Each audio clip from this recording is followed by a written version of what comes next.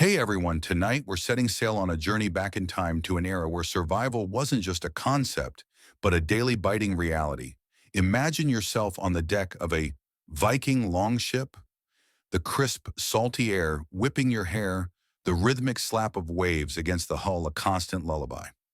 You're not just a passenger, you're one of the crew feeling the raw, untamed power of the North Sea beneath you. Look around, there's no cozy cabin, no insulated walls, just the open expanse of ocean and sky. The chill starts to seep into your bones almost immediately, a damp, pervasive cold that promises to be your constant companion. You might be dreaming of a warm bed right now, but trust me out here, that's a luxury you'd trade a lifetime for. You probably won't survive this journey without some serious insights into Viking ingenuity. So before you get comfortable, take a moment to like the video and subscribe, but only if you genuinely enjoy what I do here. And hey, let me know in the comments where you're listening from and what time it is for you. Like and follow to keep waiting for the next exciting parts. Now dim the lights, maybe turn on a fan for that soft background hum, and let's ease into tonight's journey together. As the longship slices through the swells, you immediately grasp the fundamental challenge: how do you stay warm when your home is essentially an open wooden tub on a perpetually cold, wet, and windy expanse of water? The answer, as you'll soon discover, is a fascinating blend of practical clothing, communal living, clever hacks, and sheer stubborn resilience. You shiver, pulling your rough wool tunic tighter, a futile gesture against the biting wind. The spray from the waves occasionally washes over the deck, a reminder that staying dry is a battle you're always losing. This isn't just a trip, it's an immersive lesson in rudimentary thermodynamics, where your own body heat is the most precious resource. You glance at your shipmates, their faces already ruddy from the cold, and a shared understanding passes between you. The challenge is clear and the solutions are about to unfold. Historians still argue whether the sheer discomfort contributed more to their rating success, get it over with quickly, or their stoicism. You're not sure you want to find out the answer to that particular debate firsthand. The ship with its elegant, terrifying lines seems oblivious to your discomfort, gliding forward with an almost arrogant grace, cutting through the waves that threaten to engulf you. This is your reality now, a cold, wet, and utterly authentic plunge into the Viking Age. The planks beneath your feet are damp. The air smells of salt and raw wood, and the constant creak of the timbers provides the unsettling soundtrack to your shivering introduction to longship life. You try to remember the warmth of the fire back home, but it feels like a distant, impossible dream, replaced by the relentless, all-encompassing chill of the open sea. Welcome aboard.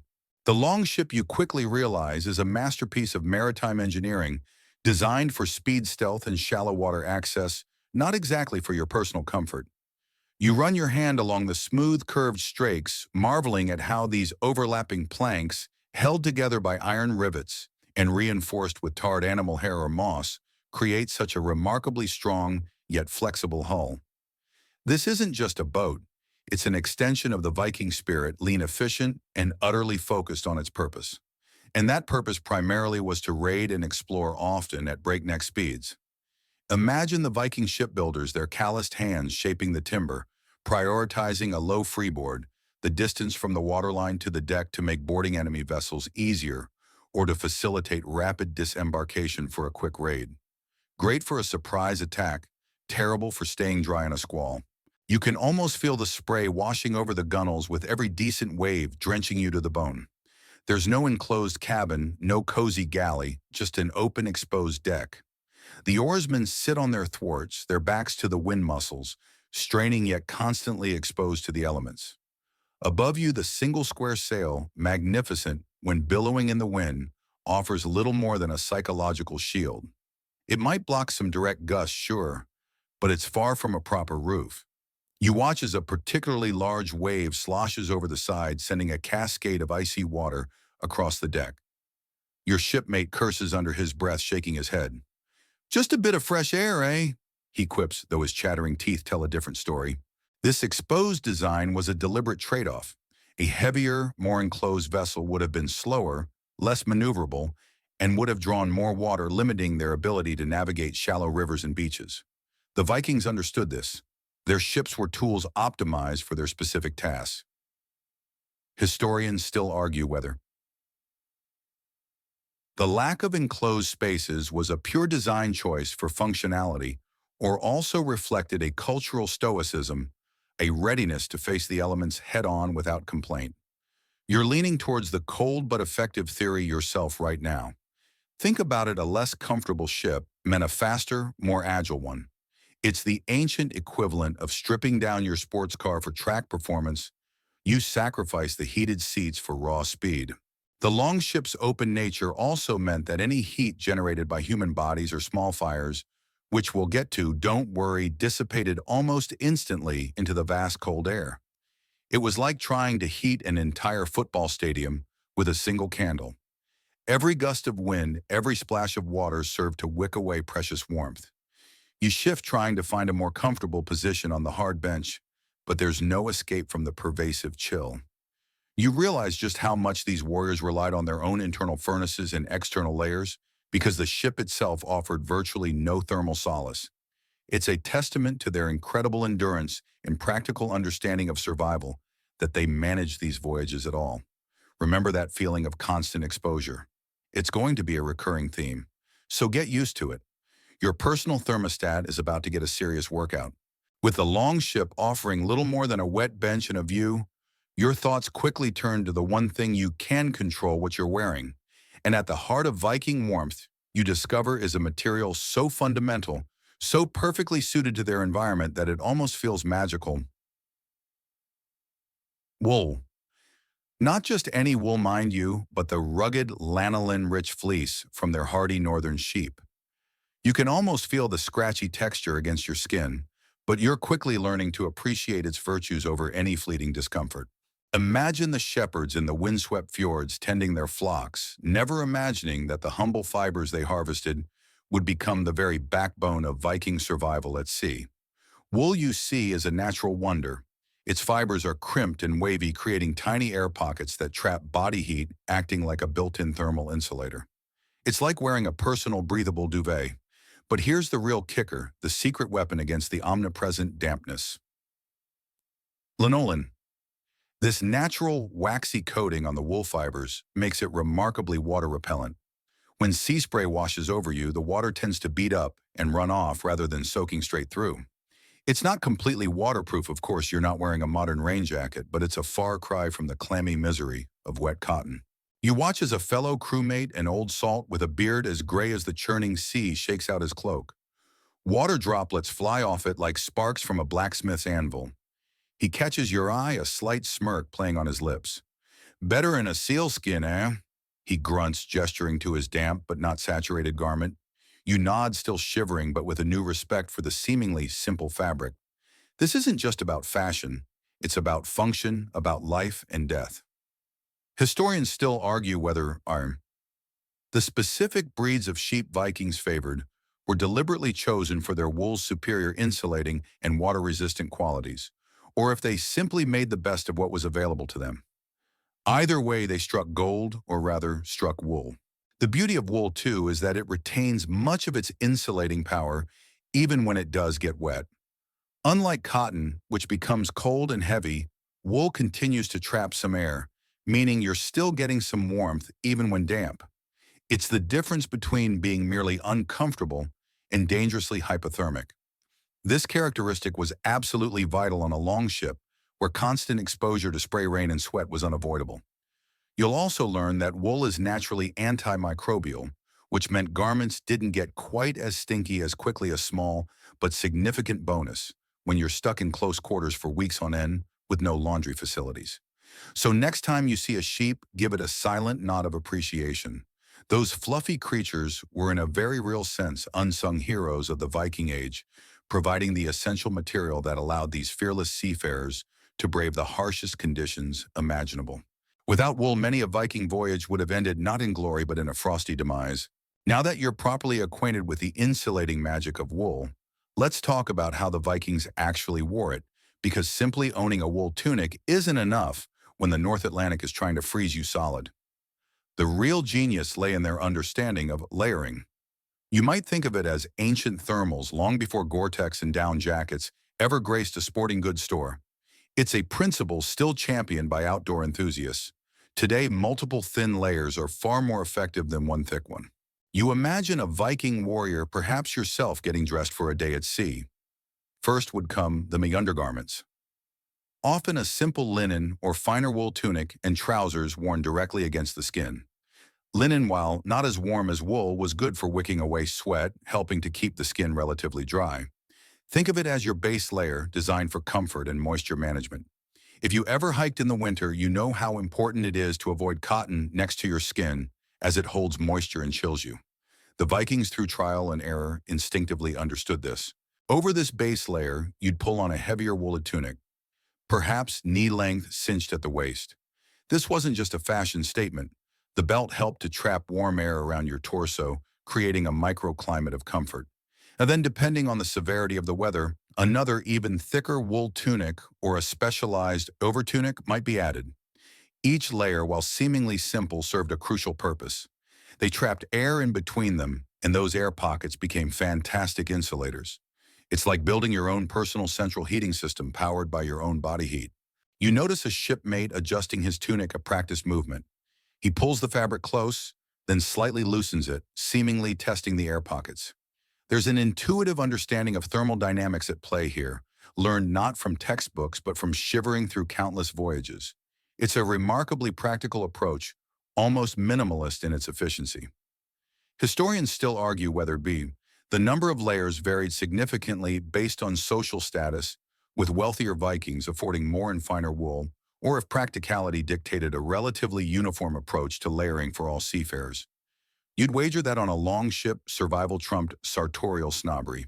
Below the waist, you'd find wool trousers or leggings, often wrapped with strips of fabric, sometimes called winningas, or leg wraps.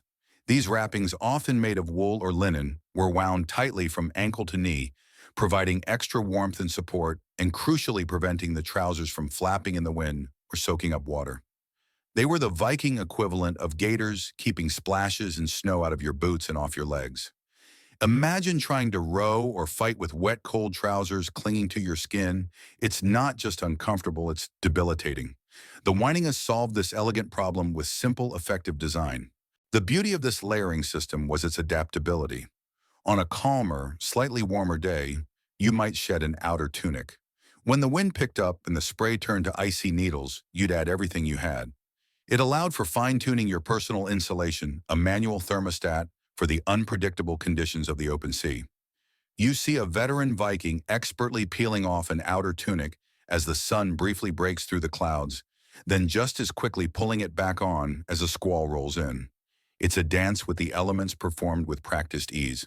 Beyond just the raw material of wool, the actual weaving and construction of these garments were also important. Loosely woven wool would offer more air pockets, thus better insulation, though it might be less durable. Tightly woven wool would be more wind and water resistant, but potentially less breathable. The Vikings likely used a combination, creating a diverse wardrobe for different needs. Remember that scratchy wool from earlier? You're starting to appreciate its rough embrace. It's not about luxury, it's about life.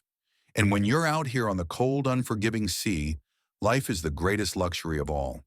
This complex yet simple system of layering became second nature, a crucial survival skill, learned from childhood and perfected through hard-won experience on the rolling waves. While your inner layers provided the core insulation, the true bulwark against the brutal elements of the North Sea came in the form of our outerwear, specifically their heavy cloaks and animal furs.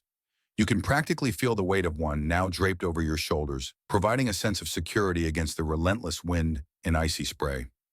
These weren't just fashionable accessories. They were mobile shelters designed to shrug off the worst of nature's fury. The yacht cloak racket was arguably the most essential piece of outer gear for a Viking. Made from densely woven, often felted wool, these cloaks were substantial. Think less of a flimsy cape and more of a walking blanket. They were often large enough to wrap around the entire body, sometimes fastened with a simple brooch at the shoulder, allowing the wearer to use one hand freely. The sheer volume of wool in these garments created an impressive thermal barrier. When you're caught in a squall, the rain beating on the surface of your lanolin-rich cloak, you realize its true value. It's like having a personal, albeit somewhat scratchy tent. You see a veteran sailor, his face weathered by countless voyages, pull his cloak tighter, the heavy fabric rustling like a sail in a stiff breeze. He gives a knowing nod, a silent acknowledgement of the cloak's indispensability. But beyond wool, the Vikings harnessed the insulating power of the animal furs. Imagine the pelts of bears, wolves, foxes, or even seals carefully cured and sewn into formidable garments. These weren't just for chieftain regalia. The thick, dense fur offered unparalleled warmth, especially when layered over wool. A bearskin cloak, for example, would have been incredibly heavy, but almost impervious to the cold. The natural loft of the fur created an incredible dead air space, trapping heat far more effectively than even the thickest wool. You might imagine the faint musky scent of animal lingering about you, a constant reminder of the raw primal connection to the natural world that these people embraced. Historians still argue whether the use of specific furs was primarily driven by availability and local hunting, or if certain animal furs were preferred for their superior insulating properties or even spiritual significance. You'd probably take whatever kept you warmest. Spiritual significance be damned. The practicality of fur extended beyond just cloaks. You'd find fur linings in caps, mittens, and even sewn into sleeping bags for extra warmth during the long frigid nights. It was a resourceful use of every part of the hunted animal, ensuring nothing went to waste. The combination of dense wool and luxurious fur created an almost impenetrable barrier against the elements. When the sea lashed out with its icy spray and the wind howled its mournful song, you'd pull your cloak tighter, perhaps bury your face in a fur collar, and find a fleeting moment of comfort in its protective embrace. These garments weren't just about warmth. They were about survival, about drawing a line in the sand, or rather on the deck between you and the raw, unfeeling power of the North Atlantic. Remember the simple layering from the previous section. Now imagine adding this heavy, almost armor-like outer shell. You're starting to look less like a mere human and more like a walking, breathing, fur-clad fort. And on a long ship, that's exactly what you needed to be. With your torso and limbs now adequately bundled, you shift your attention upwards. The exposed head and neck are notorious for rapid heat loss, a fact Vikings understood intimately. This is where headwear became crucial, providing a vital layer of protection against the biting wind and spray. You see your shipmates almost universally sporting various forms of head coverings, each designed for maximum practical benefit. The most common and effective solution was the humble honhunam. On and often these hoods were an integral part of their heavy wool cloaks, allowing the wearer to pull them up over their head for instant warmth and wind protection. Imagine tucking your chin into the collar of a thick wool hood, creating a cozy, almost insulated cocoon for your face and ears. These hoods weren't just simple coverings. They were designed to be robust, sometimes lined with fur for extra luxury and warmth. The ability to pull a hood up or push it back quickly offered adaptable protection against the fickle weather. You'd watch the horizon, see a squall brewing, and instinctively reach for your hood, a silent ritual of preparedness. Beyond integrated hoods, standalone caps made of dense wool or felt were also common. These would fit snugly, preventing the wind from whistling around your ears, which, as you know, is one of the quickest ways to feel thoroughly chilled. Sometimes these caps might even have ear flaps for additional coverage. You might even spot a few Vikings with a thick wool or fur band wrapped around their forehead and ears akin to a modern-day ear warmer, offering targeted protection. Historians still argue whether Hush's particular styles of headwear were indicative of regional origin or social standing, or if it was simply a matter of personal preference in the materials at hand. You're just grateful for anything that keeps your ears from feeling like icy chips. Now let's talk about the more iconic piece of Viking headwear, the helmet. While often depicted as having horns, a common misconception, by the way, they didn't. Actual Viking helmets were practical conical or rounded affairs designed for protection in battle. But even these metal helmets played a role in warmth, albeit an indirect one. Beneath a helmet, a Viking would almost certainly wear a padded or quilted cap, often made of wool or linen.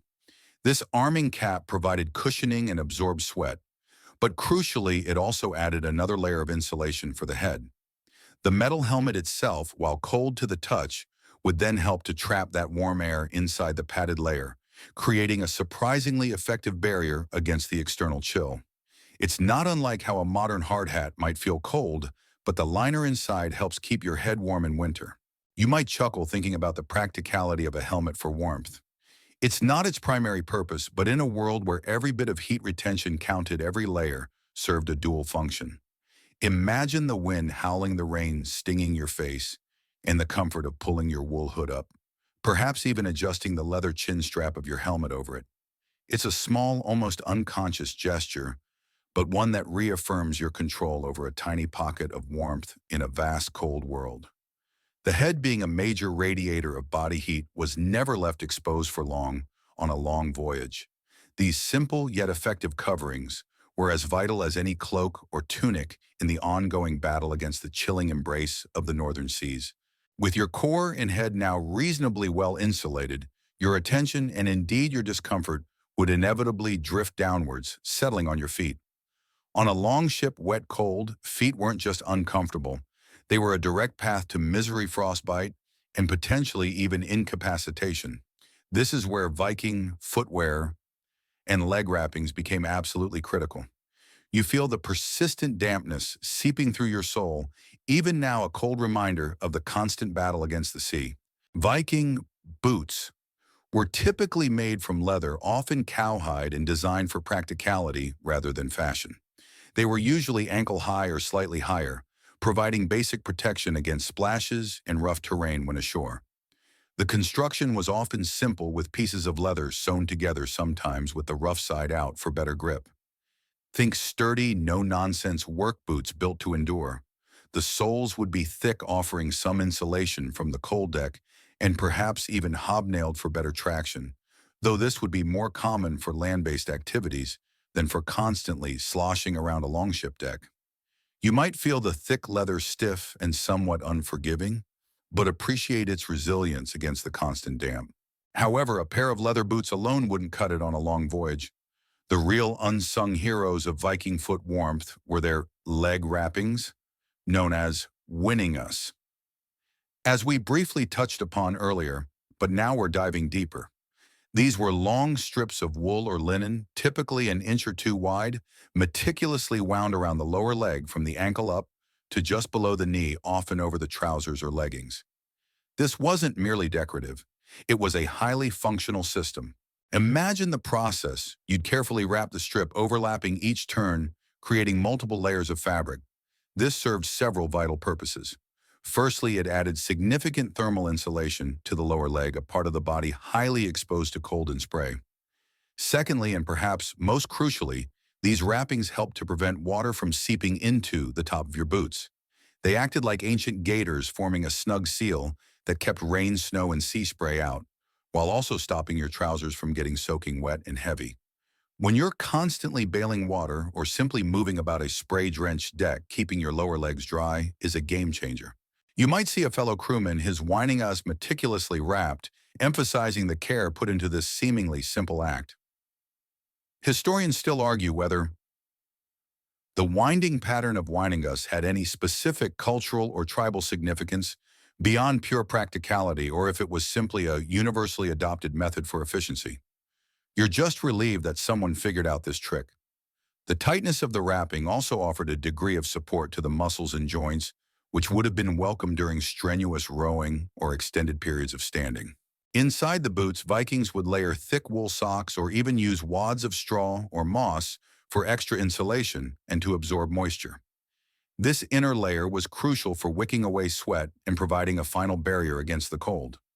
You'd change these internal linings whenever possible, knowing that dry feet were happy, healthy feet.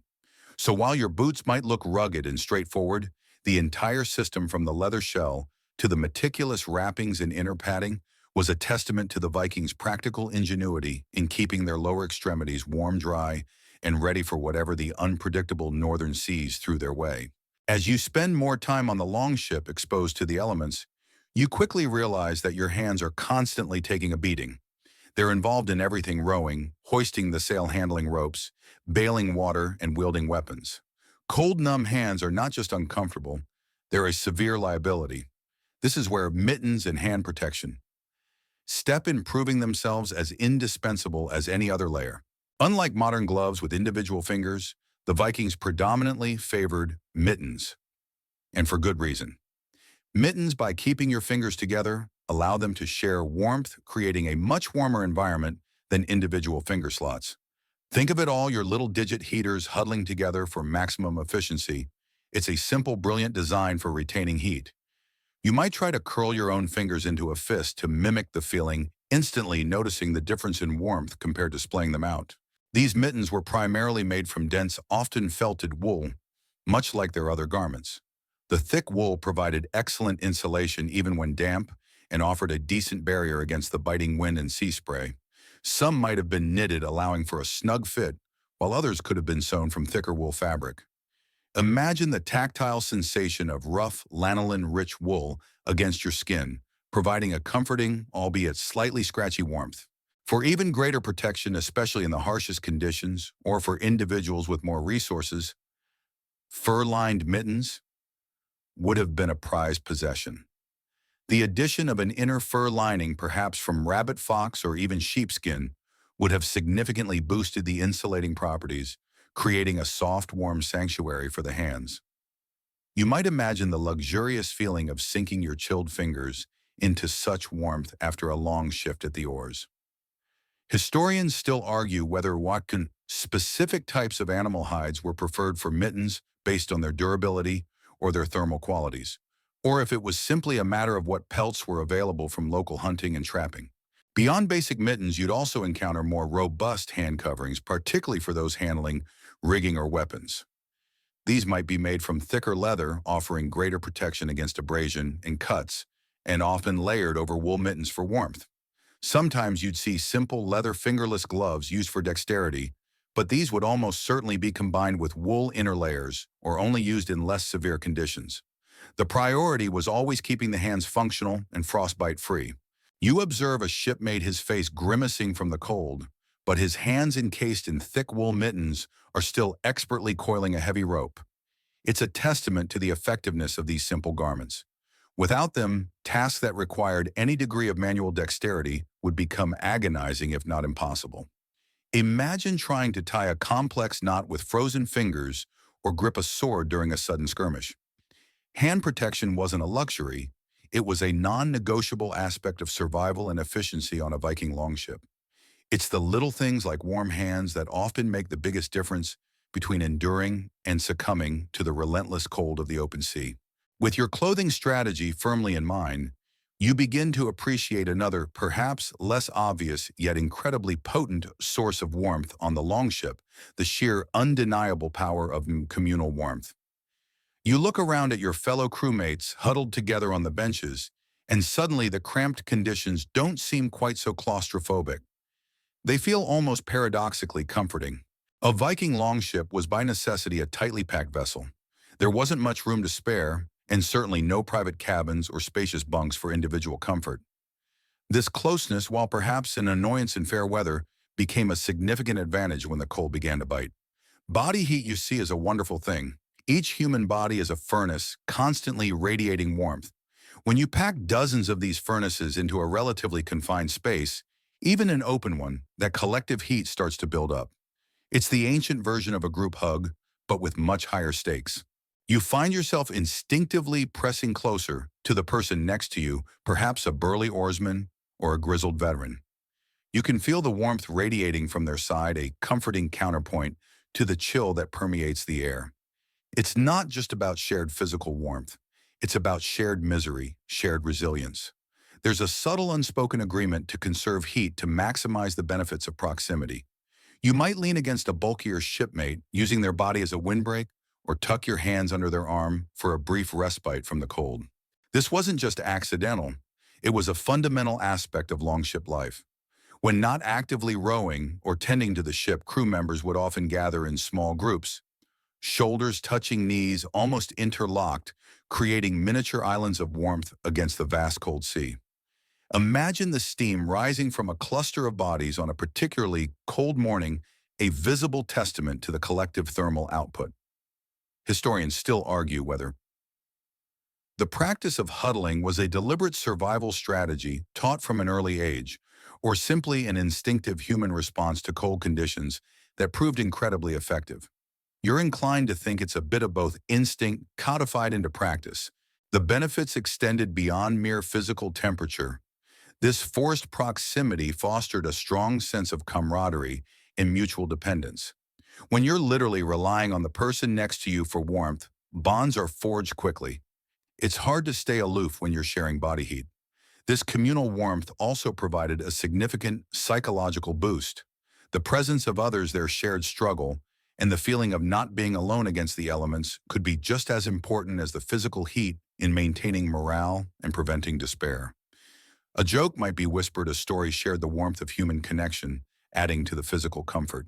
So while the longship offered no structural warmth, the Vikings cleverly or perhaps instinctively exploited the warmth of their own numbers. Each individual body a small furnace, collectively a roaring fire.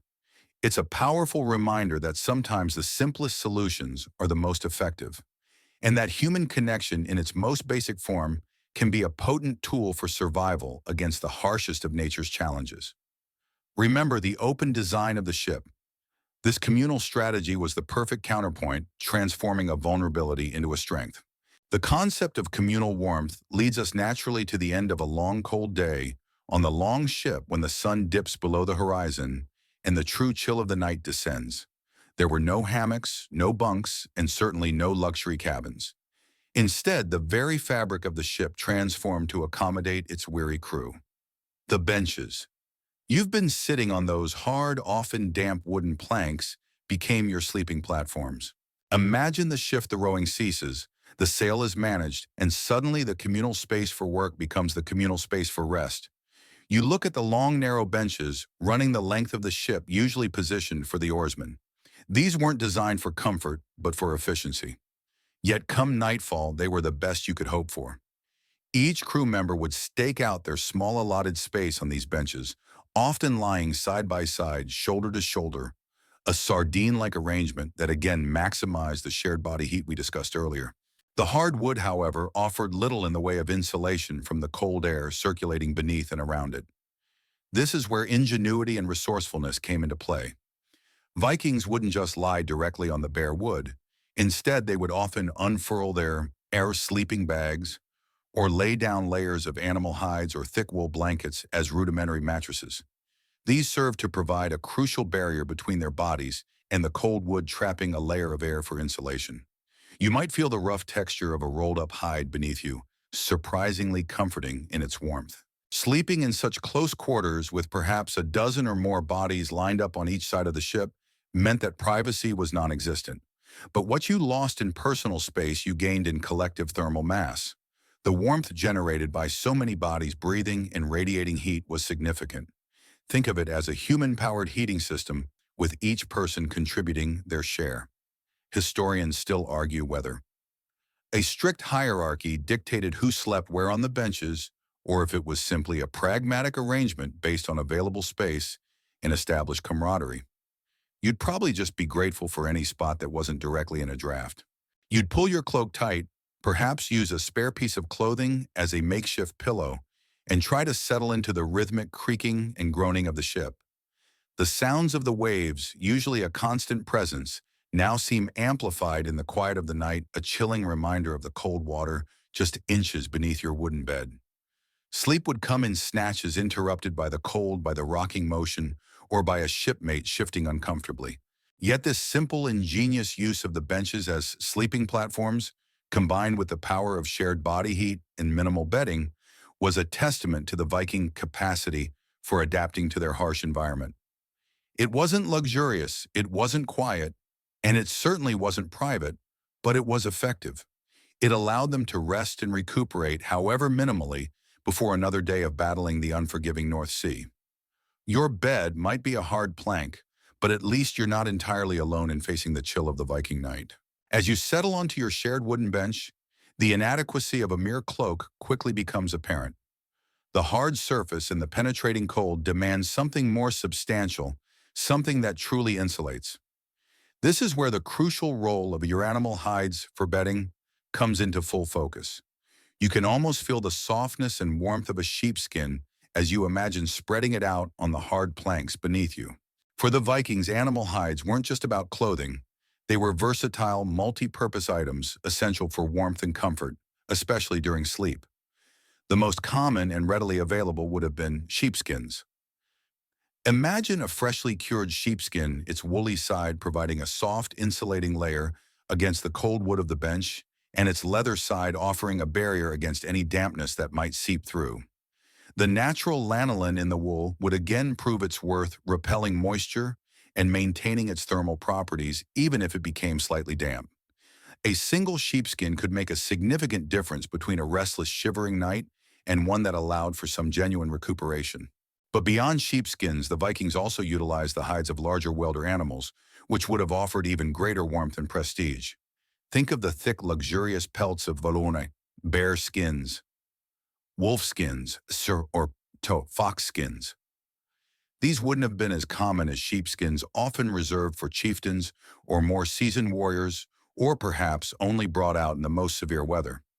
A bear skin with its dense, long fur would have been an incredibly effective insulator, creating a veritable personal microclimate of warmth. You might imagine the sheer weight and bulk of such a hide, yet appreciating its deep comfort. These hides served a dual purpose as rudimentary mattresses, beneath the body providing insulation from the cold deck, and as covers laid over the sleeping body trapping warmth within. Often several hides might be layered, or they might be sewn together to form primitive sleeping bags or large communal blankets. The natural thickness and insulating properties of fur trapping countless pockets of air were unmatched by anything else available to them. Historians still argue whether the use of specific animal hides for bedding had any symbolic or status implications beyond their practical warmth, or if it was purely a pragmatic choice based on availability and thermal efficiency. On a cold night, you'd probably care less about symbolism and more about simply not freezing. The sheer tactile sensation of burrowing into a pile of furs with the rhythmic creaking of the longship and the distant crash of waves would have been a strange mix of discomfort and primal comfort. It wasn't the plush memory foam of today, but it was undoubtedly a vast improvement over bare wood. The hides absorbed sweat, provided cushioning, and most importantly, trapped the precious body heat generated by the huddled crew. Maintaining these hides, drying them when they got wet, and keeping them supple would have been an ongoing chore, but one essential for continued survival and comfort on extended voyages. Without these vital animal products, the long nights at sea would have been far more perilous, transforming mere discomfort into genuine life-threatening exposure. You've seen how every fiber of clothing and every animal hide played its part in keeping you warm. Now consider a less obvious but equally ingenious use of a primary ship component for shelter: the mighty sails. While their main purpose was to harness the wind and propel the longship across vast distances, these massive sheets of woven wool or linen could and often were cleverly repurposed as temporary shelters when the ship was at anchor or in particularly foul weather. Imagine the longship nestled in a sheltered cove, or perhaps simply hove to in a calmer patch of sea. The great square sail, once billowing majestically, is now lowered. Instead of simply furling it tightly, the Vikings would strategically unfurl a portion of it, or even the entire sail, and use it as a makeshift barrier. Picture it: one edge might be secured to the mast while the other corners are pulled out and tied down to the gunwales or other fixed points on the ship, creating a large sloping canopy.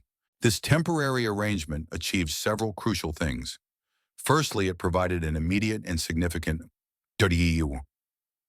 wind break in. The cutting wind, which relentlessly siphoned away body heat on the open deck, would be largely deflected by the taut sail. This created a comparatively calmer, less chilling zone beneath its shelter. You'd instantly feel the difference as the direct blast was softened, allowing your clothing and body to retain more warmth. Secondly, and equally vital, the sail offered protection from marma, rain and sea spray. While perhaps not perfectly waterproof, especially if the fabric was old or worn, a well-pitched sail would shed a significant amount of precipitation, keeping the deck and, more importantly, the sleeping crew beneath it considerably drier. Remember that battle against dampness. The sail was another weapon in that arsenal. You can almost hear the drumming of rain on the taut fabric above you, a comforting sound compared to the direct deluge. Historians still argue whether the sail fabric itself, being often wool or a blend, was deliberately chosen for its dual purpose of propulsion and potential shelter, or if its use as shelter was a happy coincidence of its robust construction.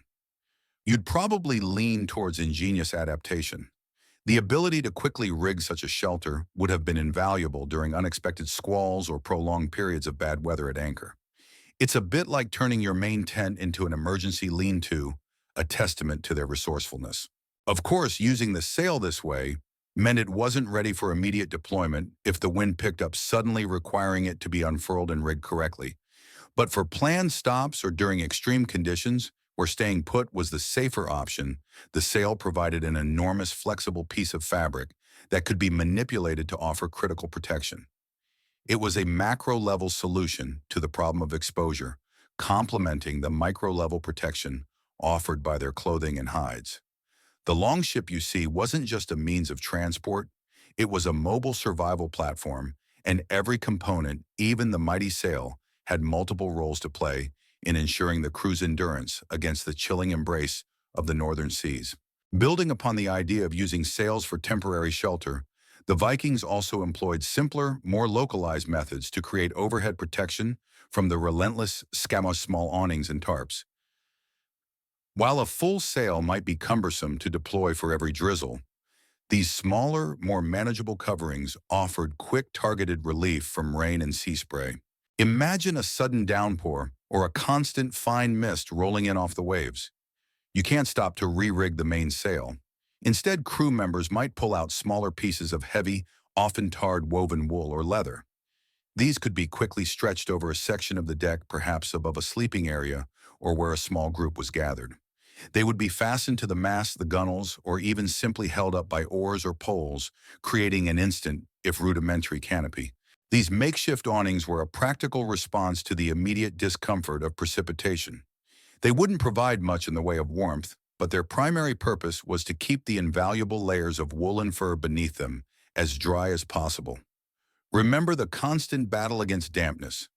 These small tarps were frontline skirmishers in that fight. A dry cloak, a dry sleeping hide. These were precious commodities on a long voyage, and a quick awning could mean the difference between a minor inconvenience and prolonged, chilling misery. You can almost hear the steady drip, drip, drip of water shedding off the tarp, a soothing sound compared to the relentless patter directly on your face. The material for these awnings would have varied. Dense, tightly woven wool, perhaps treated with lanolin or even animal fats, would have been common. Leather, especially thicker hides, could also be used, offering excellent water resistance. More advanced or perhaps wealthier crews might have had dedicated tarpaulins made from stronger, more heavily treated canvas-like materials.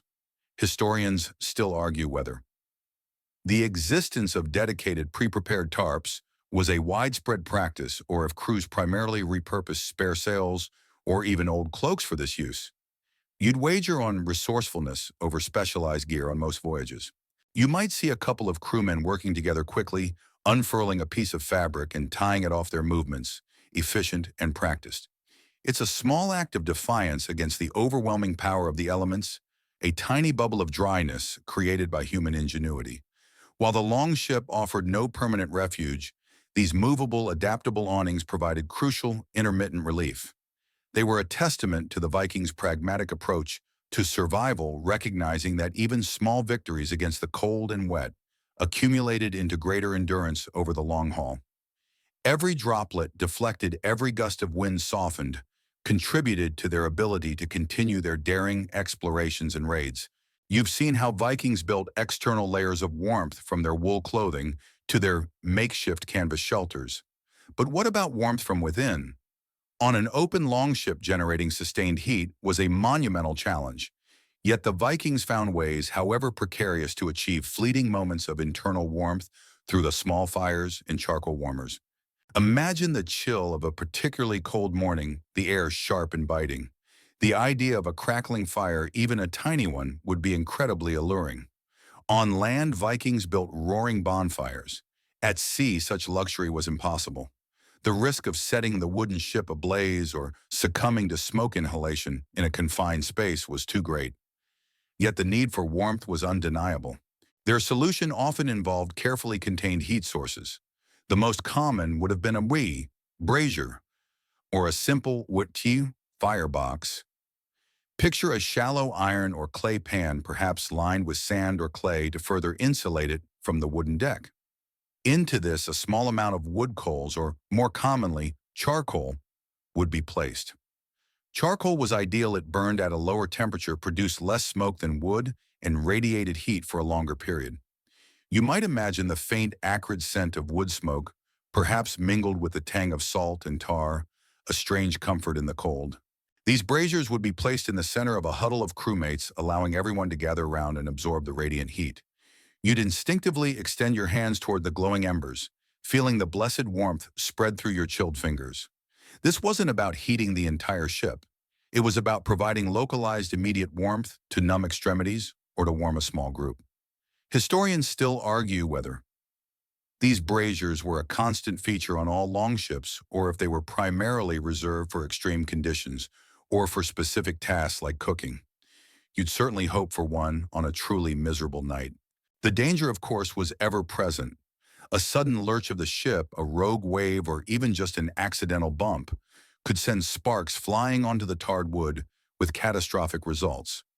Therefore, these fires would have been incredibly small, meticulously monitored, and likely extinguished at the first sign of rough seas or impending sleep.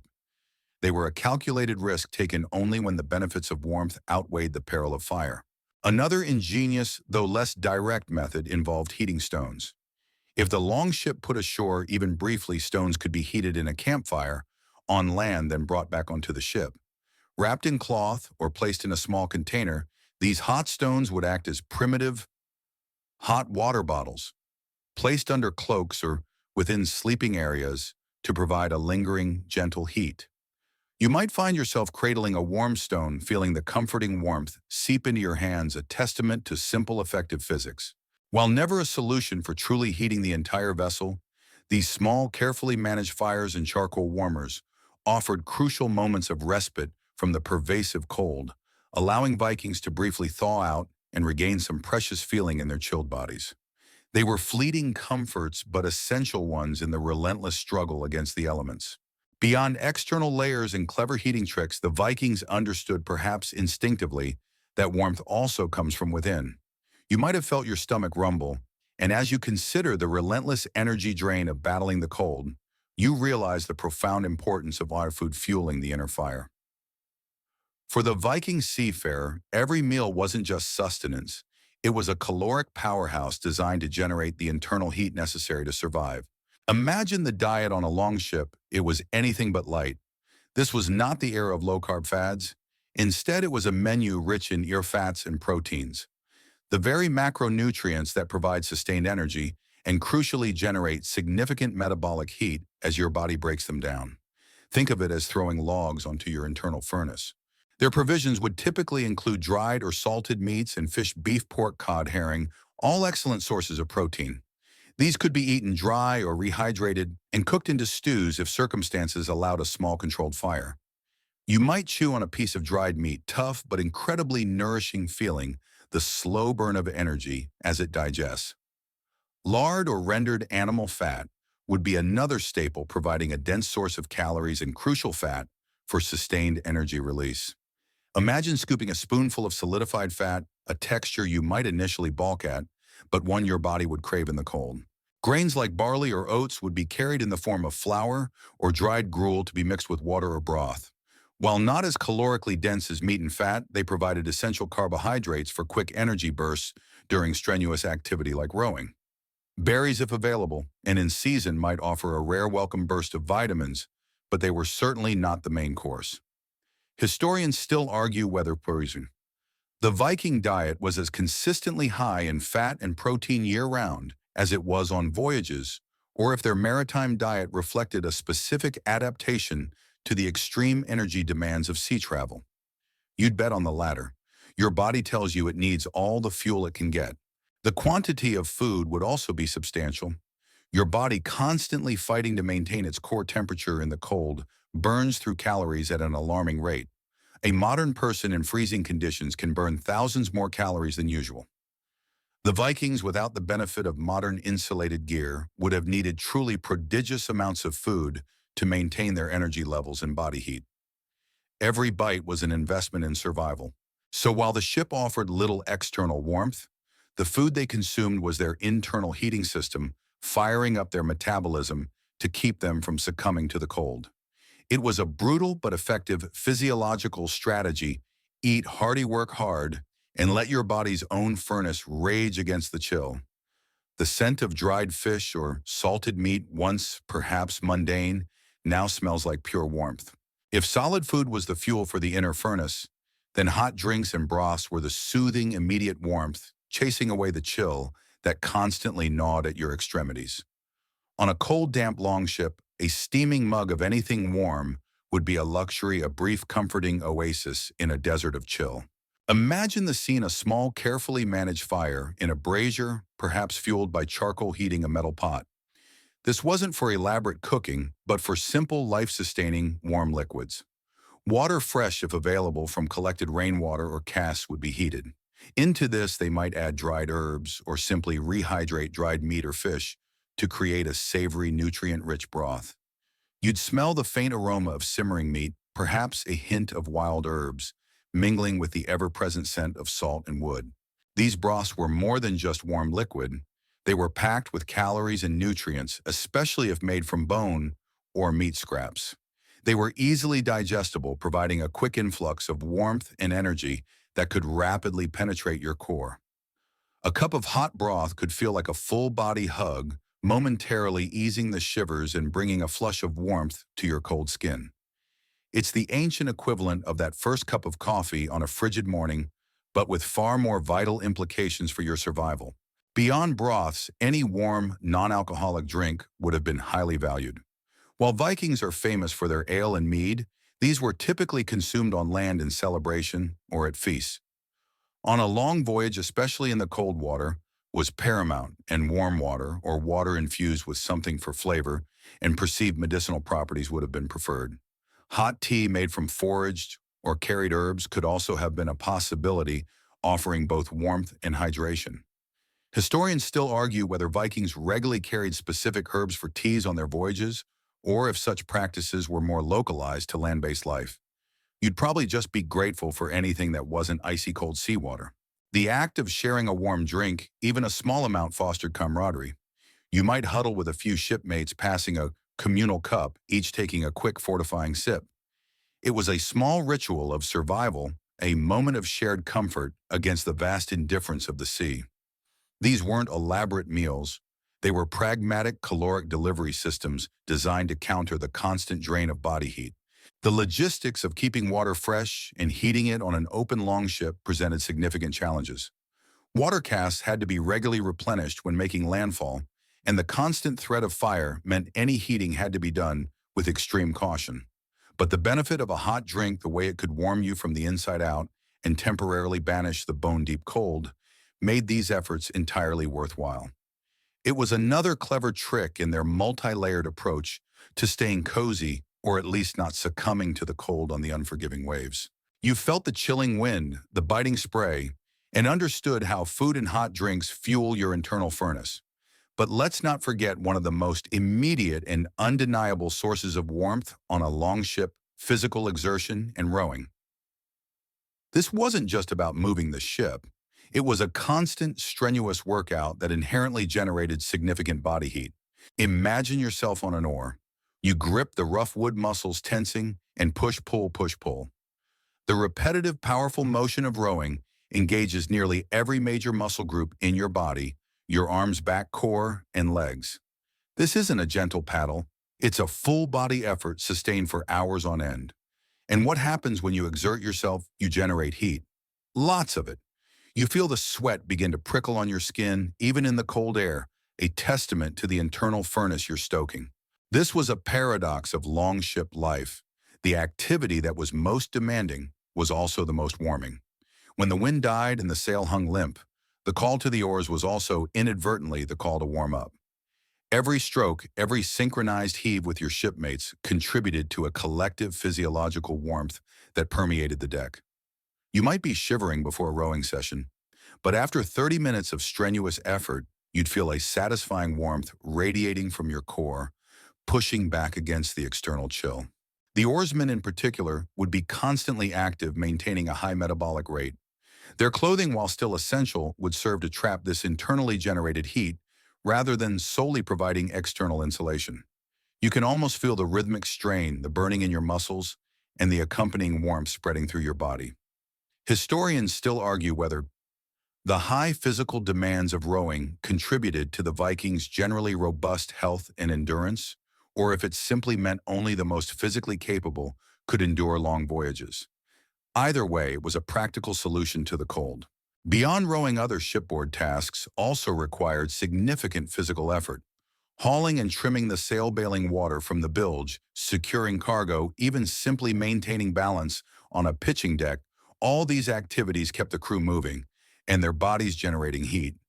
There was no idleness on a longship, and every movement, every task contributed to the ongoing battle against the cold. You might glance at the oarsmen across from you, their faces flushed with effort, steam perhaps rising from their heads on a particularly cold day. There's a shared intensity, a collective exertion that transcends mere labor. It's a primal warmth born of muscle and will, proving that sometimes the best way to get warm is to simply work for it.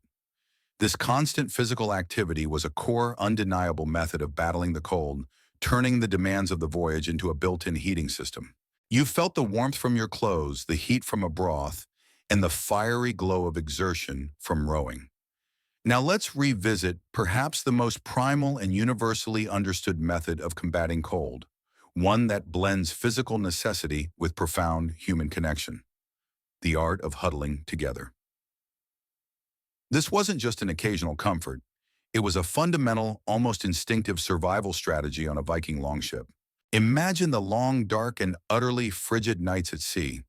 The wind howls, the waves crash, and despite your wool layers, the cold seeps into your very bones. What do? You seek out warmth, and the most immediate abundant source of warmth is another human body. You watch as small groups of crewmates coalesce, forming tight clusters on the benches or nestled against the ship's hull. This isn't about personal space or polite distance. It's about raw, unadulterated thermodynamics. Every body is a radiant heater, and when you press bodies together, you minimize the surface area exposed to the cold air, maximizing the shared warmth. Think of it like a pack of wolves in a blizzard instinctively forming a tight circle. You find yourself drawn into one such huddle, your shoulder pressed against another's legs interlocked with a third. The feeling of shared body heat is immediate and palpable, a profound relief from the isolating chill. This physical closeness wasn't just for sleeping. Even during periods of relative inactivity during the day, perhaps waiting for the wind to shift, or during a lull in the rowing, you'd see Vikings instinctively drawing closer to one another. A conversation might draw you nearer, and then you'd simply stay there, subtly benefiting from the shared warmth. There's no awkwardness. It's a natural accepted part of longship life. You might feel a gentle snore from the person next to you, a surprisingly comforting sound in the vast silence of the sea. Historians still argue whether on this practice of extreme physical proximity was simply a pragmatic response to cold, or if it also reinforced the tight-knit social bonds and collective identity so crucial to Viking society. You'd likely conclude it was both. Necessity breeding solidarity. This shared vulnerability and the reliance on each other for fundamental comfort would have strengthened the crew's cohesion, turning them from a collection of individuals into a unified, enduring unit. The psychological impact of huddling shouldn't be underestimated either. The feeling of not being alone against the elements, of sharing the burden of the cold with others, could be a powerful antidote to despair. A quiet word, a shared glance, even just the comforting presence of another breathing body nearby. These were invaluable in maintaining morale during extended periods of hardship. It was a tangible expression of, we're all in this together. So while Vikings might have been fierce warriors, they were also acutely aware of their physical needs. The simple, timeless act of huddling together was a testament to their practicality and their deep understanding of survival. It turned a vast open vessel into a series of smaller, warmer pockets, powered by the collective body heat of its intrepid crew, a testament to human connection in the face of nature's relentless indifference. On a longship facing the constant threat of cold, wet, and cramped conditions, merely having the right gear or huddling together wasn't enough for long-term survival. What truly underpinned their ability to endure was an unspoken yet rigorously enforced system of discipline and routine. You begin to notice the subtle rhythms of life on board, the predictable sequence of tasks that brought order to the chaos of the open sea. Imagine the dawn breaking over the waves. There's no sleeping in. The first light would trigger a cascade of activities, waking perhaps a quick cold wash, or not, let's be real, checking and airing out bedding if conditions allowed, and then preparing for the day's duties. Every man knew his role, whether it was taking to the oars, tending the sail, bailing water from the bilge, or keeping watch. This wasn't a democracy. It was a highly organized unit driven by necessity in the direct authority of the ship's captain or chieftain.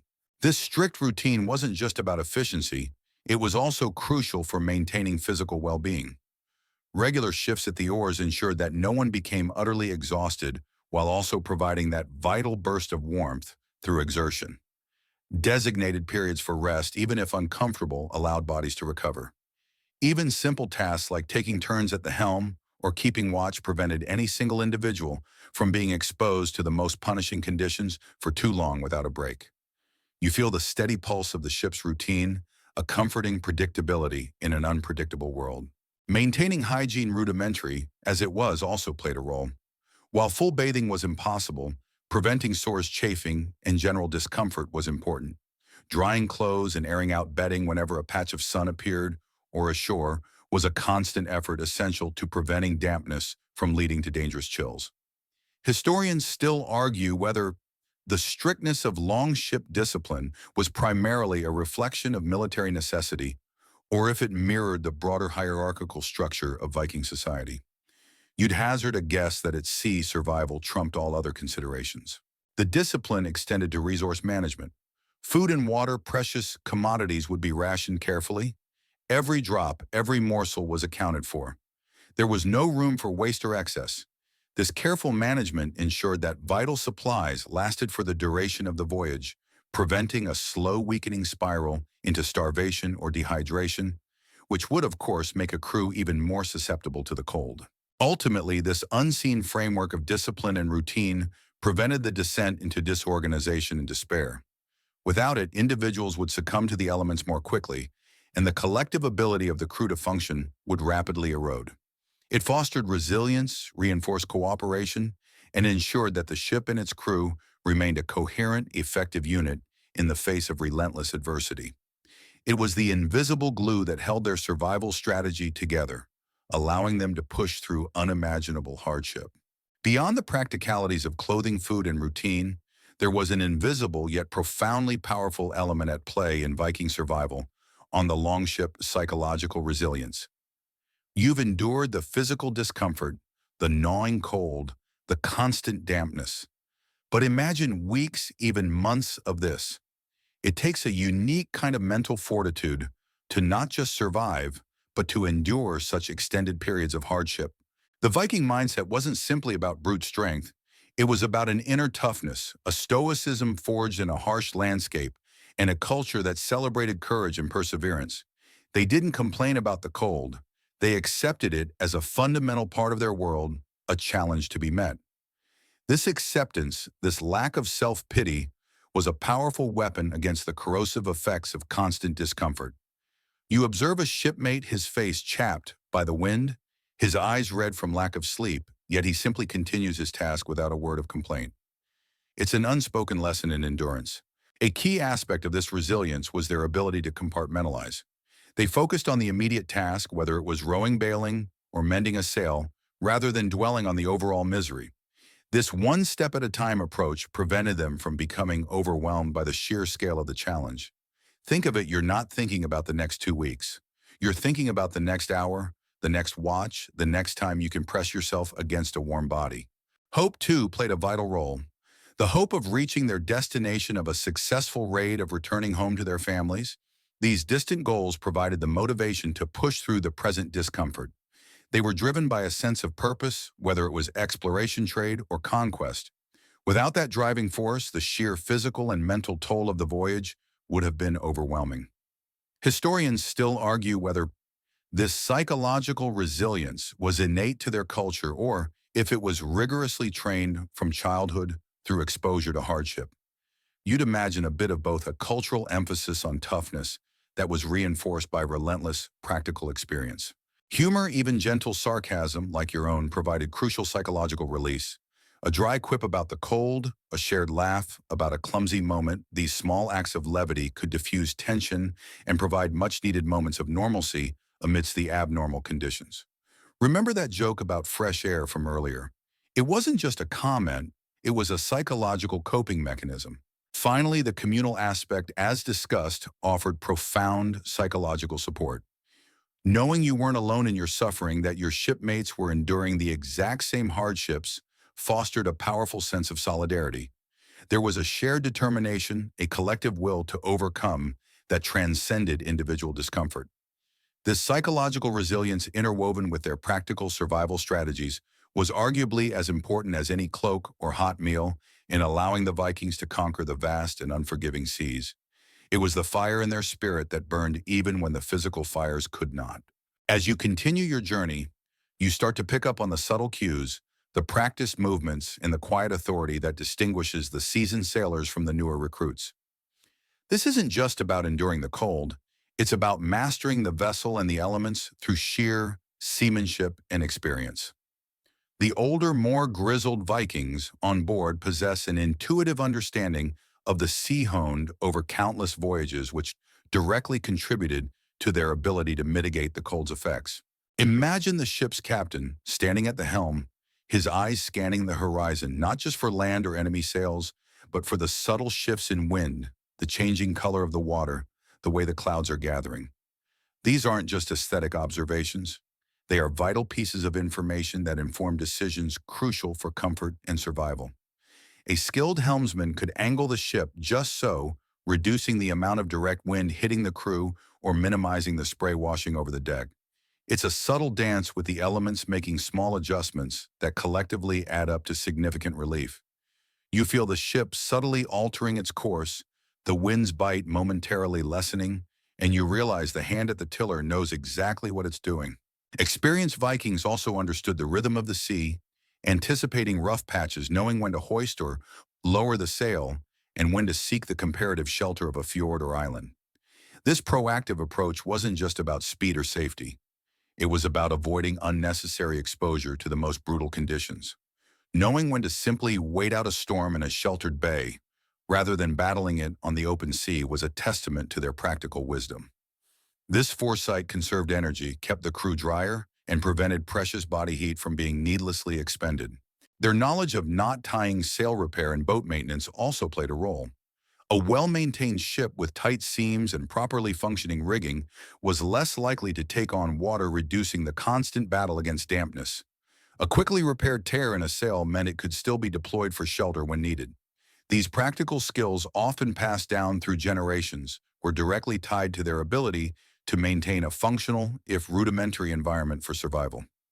Historians still argue whether the depth of Viking navigational knowledge was primarily empirical, learned through observation and experience, or if they possessed more sophisticated, perhaps even proto-astronomical methods for long-distance travel. Regardless, their practical seamanship was undeniable. You might observe a seasoned sailor calmly advising a younger one on the best way to coil a rope to keep it from freezing stiff, or demonstrating how to secure a tarp more effectively against a crosswind. These seemingly minor details, born of hard-won experience, collectively contributed to a more manageable and ultimately warmer journey. This deep, almost symbiotic relationship with their ships in the sea was a defining characteristic of Viking seafarers, transforming mere endurance into a form of mastery over their environment. It was this practical wisdom, as much as their fierce spirit, that allowed them to navigate and survive the unforgiving northern waters. While every Viking on board contributed to the collective survival, a special focus falls upon the oarsmen. You've already felt the heat generated by their strenuous efforts, but their role extended beyond simply propelling the ship. The sheer consistency of their physical exertion, combined with their critical placement, made them almost a self-heating core of the longship. Imagine the rhythmic cadence, the splash of the oars entering the water, the groan of wood, the collective grunt of effort as dozens of strong backs pull in unison. This wasn't just a sporadic burst of activity. It was a sustained, often hours-long engagement of major muscle groups. The energy expenditure was immense, and with that expenditure came a consistent and significant production of body heat. You can almost feel the vibrations of their synchronized efforts resonating through the ship's timbers, a powerful living engine. The oarsmen were positioned along the sides of the ship, often seated on benches that were also used for sleeping. This configuration, while necessary for rowing, placed them at the very edge of the vessel, directly exposed to the biting wind and the constant spray from the waves. Yet it was their very activity that acted as their primary defense against the cold. While others might shiver or huddle, the oarsmen were actively generating their own internal warmth. Their clothing, as discussed earlier, was crucial for trapping this heat, transforming their exertions into a personal thermal envelope. You might notice the steam rising from their backs on a particularly cold morning, a visual testament to the amount of heat their bodies were producing. Their faces would be flushed, their breath coming in visible clouds, yet there was a grim determination in their eyes. This constant high-level physical activity meant that frostbite, while still a risk, might be less immediate for them than for someone on watch duty standing relatively still. Historians still argue whether the role of oarsmen was considered less prestigious than that of a warrior, or if their vital contribution to propulsion and warmth elevated their status within the crew. You'd certainly appreciate their consistent output of warmth right now. Furthermore, the oars themselves and the act of wielding them could provide a modicum of physical shielding. The broad blades, even when momentarily out of the water, could offer a fleeting windbreak. The constant movement of their arms and torsos also created a dynamic environment, preventing pockets of truly stagnant cold air from settling around them. The sheer physical conditioning required to be an effective oarsman on a long Viking voyage was immense. These were not sedentary men. They were human engines constantly at work, and in doing so, they inadvertently became the warmest members of the crew. Their relentless effort was not just about getting the ship from point A to point B. It was a fundamental component of the longships and thus the crew's overall strategy for enduring the harsh realities of the open sea. They were the very heart of the ship's warmth. While the image of the brawny Viking warrior dominates our imagination, it's crucial to remember that Viking society was not exclusively male, and sometimes women and children accompanied voyages, particularly those focused on settlement or trade rather than pure raiding. Their presence introduced additional layers of challenge and often unique adaptations for staying warm on the unforgiving longship. Imagine a mother trying to keep a small child warm amidst the spray and chill. It's a daunting task. Infants and young children are particularly vulnerable to cold, as their smaller body mass means they lose heat more rapidly and they can't regulate their body temperature as effectively as adults. This meant even more meticulous layering of wool and fur for the little ones, perhaps even swaddling them tightly in multiple wraps to create a secure, insulated cocoon. You might hear the faint cries of a child quickly hushed and bundled closer by a vigilant parent, a stark reminder of the fragile lives on board. Women, too, faced specific challenges. While they wore similar wool and linen layers, their garments often included longer dresses or tunics that, while sometimes offering more coverage, could also become wet and heavy more easily, if not properly managed. Practicality would have dictated their attire, focusing on warmth and utility over elaborate display. They would have been adept at mending, weaving, and caring for the precious wool and fur garments, ensuring they remained in optimal condition for warmth. One of the primary adaptations for women and children would have been a greater reliance on communal warmth and sheltered spaces. While warriors might endure more direct exposure, efforts would likely be made to shield the most vulnerable. This could mean they occupied the most sheltered spots on the ship, perhaps near the mast, where a temporary awning could be more easily rigged, or nestled deeper within the huddle of bodies for maximum shared heat. You might see a cluster of women and children seemingly swallowed by a mound of furs and blankets, creating a tiny warm sanctuary within the larger, colder vessel. Historians still argue whether the presence of women and children on long voyages was common for all types of expeditions, or if it was predominantly restricted to large-scale migrations and settlement voyages where the entire community was relocating. Regardless, their inclusion underscores the incredible resilience and adaptability required of every member of a Viking expedition. The sheer physical demands of longship life, coupled with the responsibilities of caring for dependents, would have been immense for women. They would have contributed to tasks like food preparation, water management, and the crucial work of drying and maintaining clothing and bedding tasks that, while not glamorous, were absolutely vital for collective warmth and survival. The warmth of human connection, the constant physical contact, and the instinctive protective measures taken by parents would have been the primary defenses against the cold for the youngest and most vulnerable members of the crew, a testament to the enduring human spirit in the face of daunting adversity. You've heard it mentioned countless times the constant enemy on a longship wasn't just the cold, but its inseparable partner, dampness. And so you realize that for the Vikings, maintaining dryness was a constant battle, a relentless chore that permeated every aspect of their lives at sea. You feel the clammy chill of your own garments even now and understand the sheer misery that prolonged dampness can inflict. Imagine the pervasive sources of moisture, the endless spray from the waves washing over the gunwales, the sudden downpours, the persistent mist, and even the condensation from dozens of breathing bodies packed into a small space. Your wool clothing, while water repellent, wasn't waterproof. Sooner or later, especially in prolonged wet weather, it would begin to absorb moisture. And once wool becomes truly saturated, it loses much of its insulating power. It becomes heavy cold and a direct conduit for heat loss.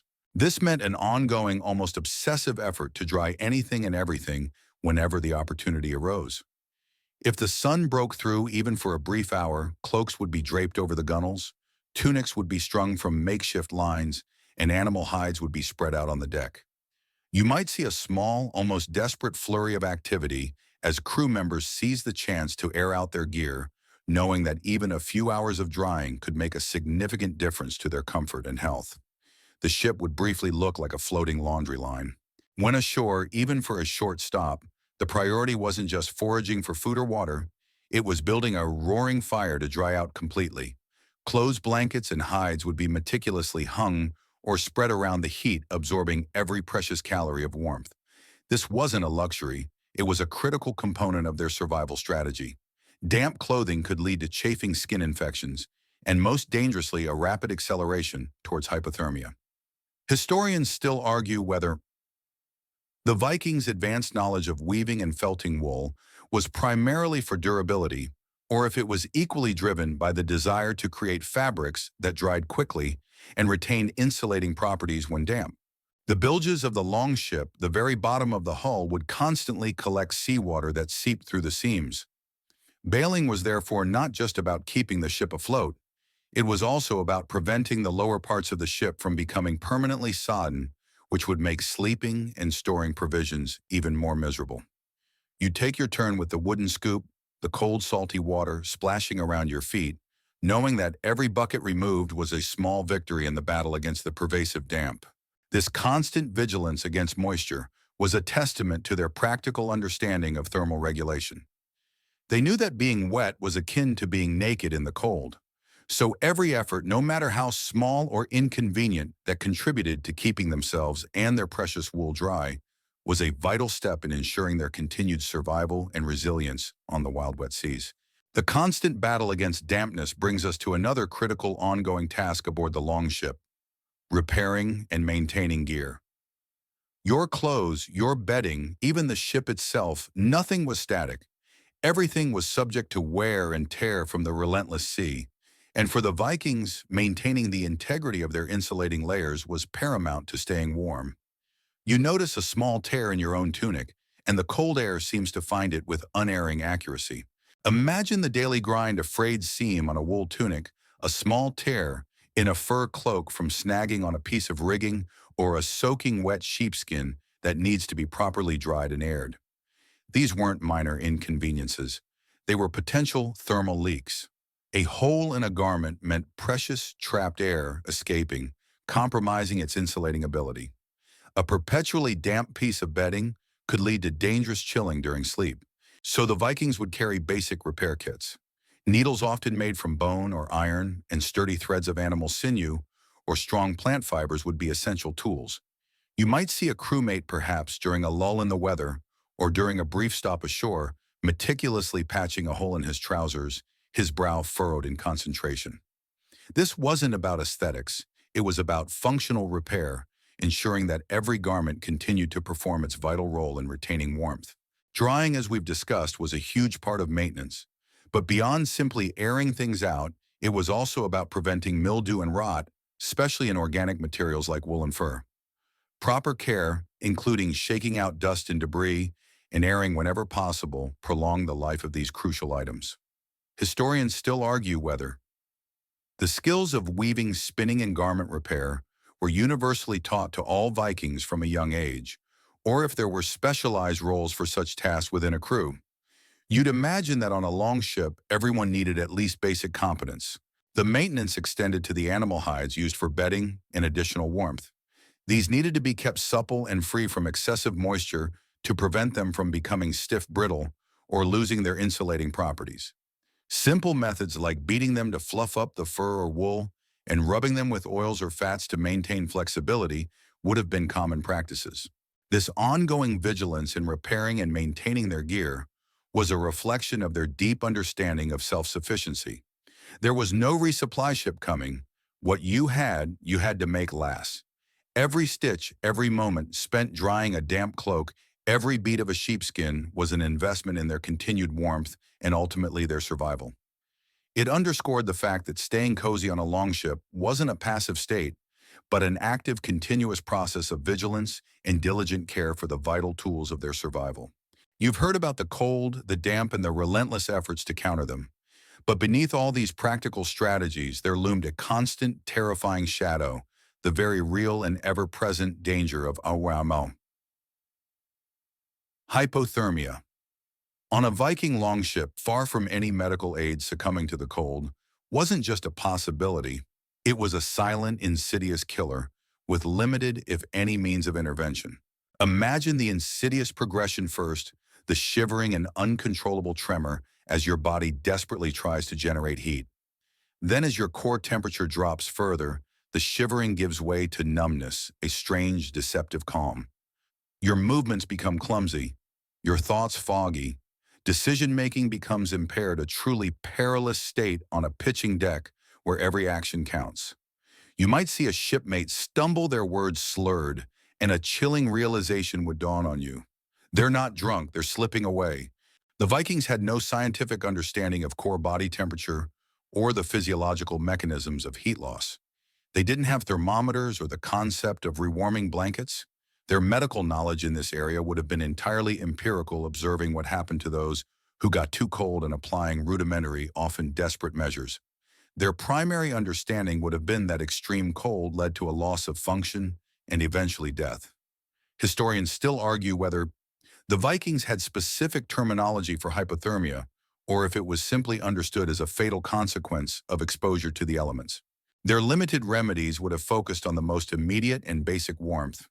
If a crewman was showing signs of severe cold, others would strip him of wet clothing, wrap him tightly in every available dry hide and wool blanket, and pile bodies around him to share warmth. Perhaps a hot broth, if a fire could be managed, would be forced down his throat. The desperate hope would be that the collective heat and internal sustenance could somehow rekindle the fading spark of life. But often it would be too late. The chilling reality was that once someone succumbed to severe hypothermia on the open sea, their chances of recovery were slim to none. There were no hospitals, no advanced life support. The sea was an unforgiving master, and the cold was one of its most potent weapons. You might look at the churning water, a constant reminder of the frigid depths that awaited any who failed in the battle against the elements. This ever-present threat of hypothermia underscored the absolute necessity of all the proactive measures the Vikings took: the layering, the communal huddling, the constant physical exertion, the nutritious food, and the relentless effort to stay dry. Every single one of these strategies was a direct countermeasure to the silent, creeping danger that threatened to claim lives, even without a single enemy blade drawn. The cold was a constant companion, a stark reminder that survival was never guaranteed. After days or even weeks of relentless exposure, of battling the wind spray and gnawing cold on the open sea, the sight of land would have been more than just a navigational marker. It would have been a profound, visceral promise of respite. Stopping at shore, a brief respite. was not merely a break in the journey, but a critical opportunity to fully reset their internal and external warmth to truly dry out and to gather vital resources. Imagine the collective sigh of relief as the longship glides into a sheltered bay, the gentle scrape of its keel on a sandy beach. The first priority upon making landfall beyond securing the ship would be the immediate establishment of a proper camp and, crucially, a roaring fire. Not the tiny precarious brazier of the ship, but a proper blazing bonfire fed by abundant wood gathered from the shore. You'd feel the intense, radiant heat on your face, a blissful warmth that quickly began to thaw your bone-deep chill. Around this fire, the first order of business would be to thoroughly dry out. Every piece of clothing, every sodden blanket, every damp animal hide would be meticulously stripped off and hung or spread out around the heat. The steam rising from the garments would be a visible testament to the moisture they had absorbed. This was the chance to fully reverse the effects of prolonged dampness to restore the insulating properties of their wool and fur. You might shed your outer layers, feeling the rush of warm air on your skin, a sensation akin to shedding a heavy cold skin. Beyond drying, these shore stops were essential for warming up their core temperatures. Prolonged exposure, even without full-blown hypothermia, could lead to a persistent internal chill. A proper fire allowed them to absorb external heat, truly warming their muscles and organs. Hot food cooked over the fire and warm drinks would be consumed in greater quantities, replenishing calories and further fueling their internal furnaces. This was about restoring energy reserves and psychological well-being. Furthermore, shore stops offered opportunities to gather resources that were impossible to acquire at sea. Fresh water vital for hydration could be collected from streams or springs. Firewood essential for warmth and cooking was abundant. Foraging for edible plants, hunting for small game or fishing could supplement their dried provisions, adding fresh nutrients to their diet. Historians still argue whether the location of Viking long-term settlements was primarily driven by strategic considerations or by the consistent availability of resources for sustained living and ship maintenance. These brief respites were more than just pit stops. They were physiological and psychological necessities. They allowed the Vikings to recover, to mend their gear, to replenish their supplies, and to mentally prepare for the next leg of their arduous journey. Without these opportunities to properly warm up and dry out, even the most resilient crew would eventually succumb to the relentless drain of the northern seas. The temporary sanctuary of land was as vital to their continued voyages as the longship itself. You've experienced the chill of a regular voyage, but now let's turn our gaze to the truly unimaginable Chronicunana. Winter voyages. While often avoided, there were times when necessity or ambition drove Vikings to sail through the depths of winter, facing conditions that pushed the very limits of human endurance. This wasn't just about staying cozy. It was about implementing extreme measures just to survive. Imagine the sea in winter, vast, gray, and often partially choked with grinding ice floes. The wind isn't just cold, it's Arctic, laden with razor-sharp ice crystals. Sea spray instantly freezes on rigging on the gunnels and on your eyelashes, turning the ship into a glittering, dangerous sarcophagus of ice. The sun is a pale, distant memory, offering little warmth for mere hours a day, if at all. Darkness dominates, intensifying the feeling of isolation and vulnerability. You shiver just thinking about it, feeling a cold dread creep into your bones that goes beyond mere discomfort. Under such conditions, every survival strategy was amplified to its extreme. Layering would become obsessive. Every available piece of wool and fur would be worn simultaneously, creating such bulk that movement might be genuinely impeded. Furs, especially from Arctic animals like polar bears or seals, would be prized possessions, offering a level of insulation unmatched by anything else.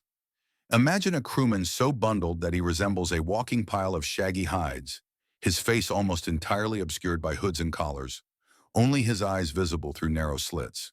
Communal warmth would be paramount, with crews huddling even more tightly, perhaps even sharing large communal sleeping bags made from multiple hides.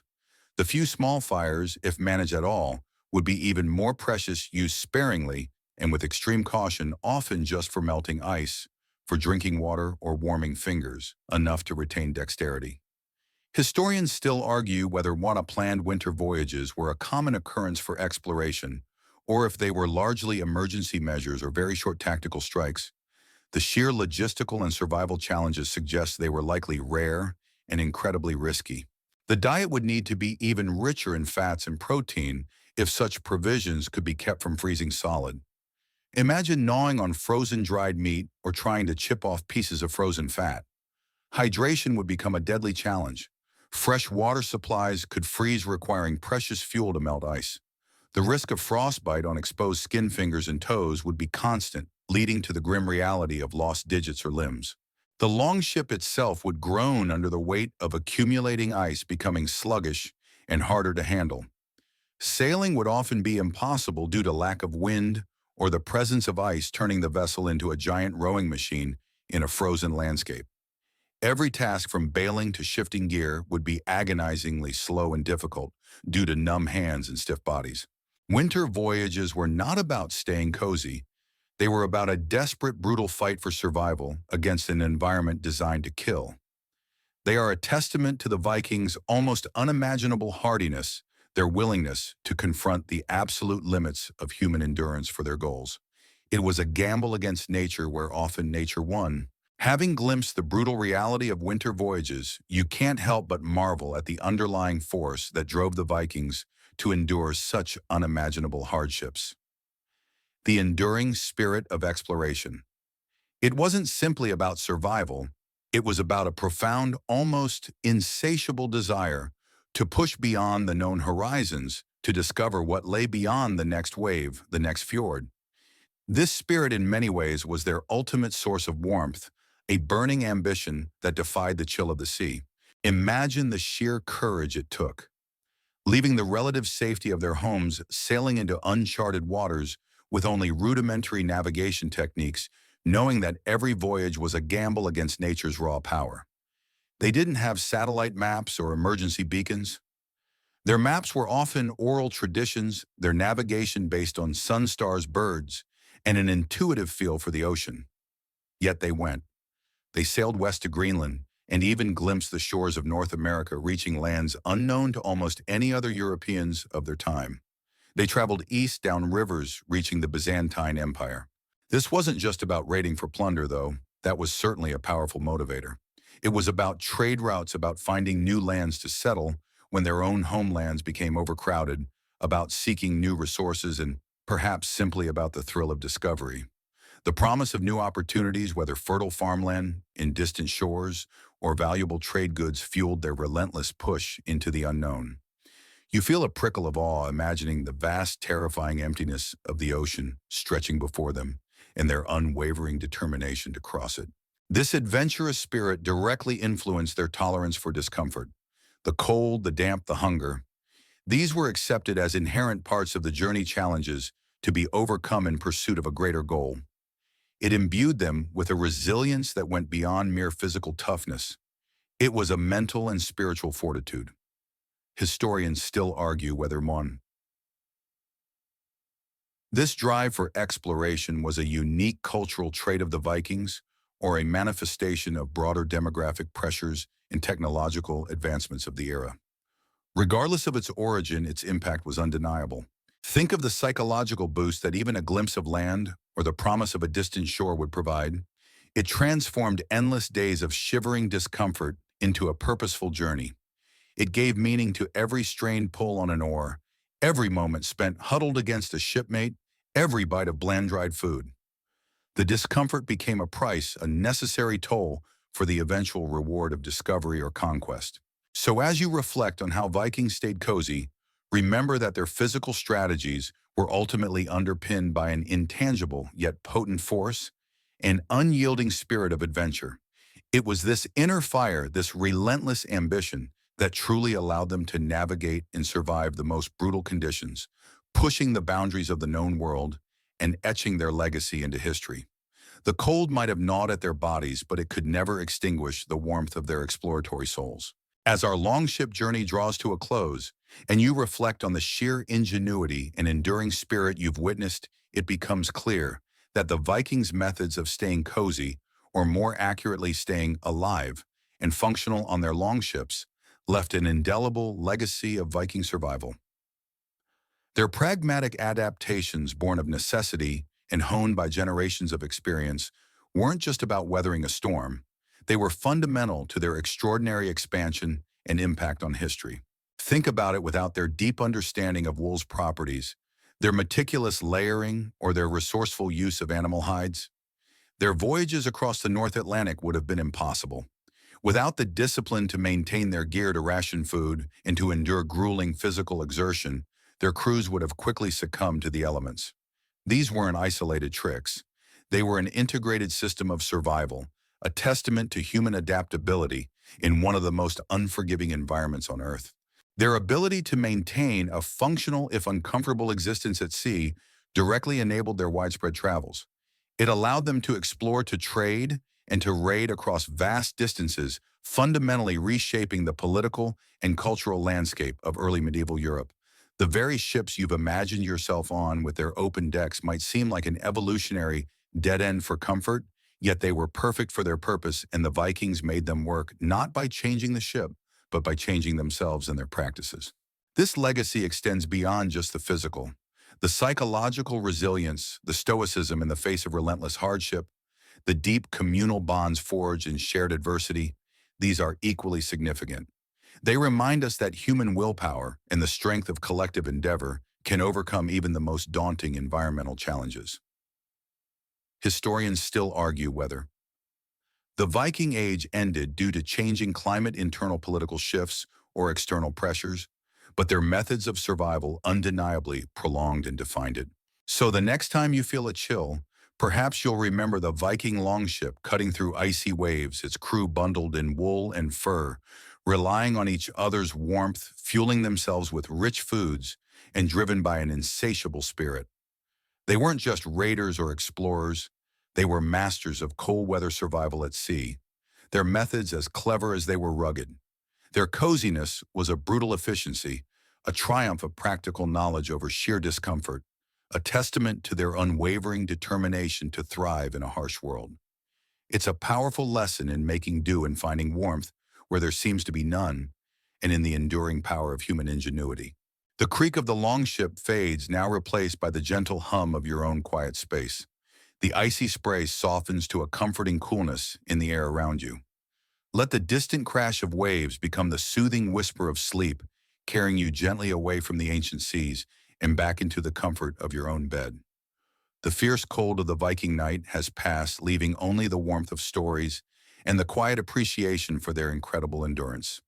Rest easy knowing you are wrapped in modern comforts, far from the open deck and the biting winds.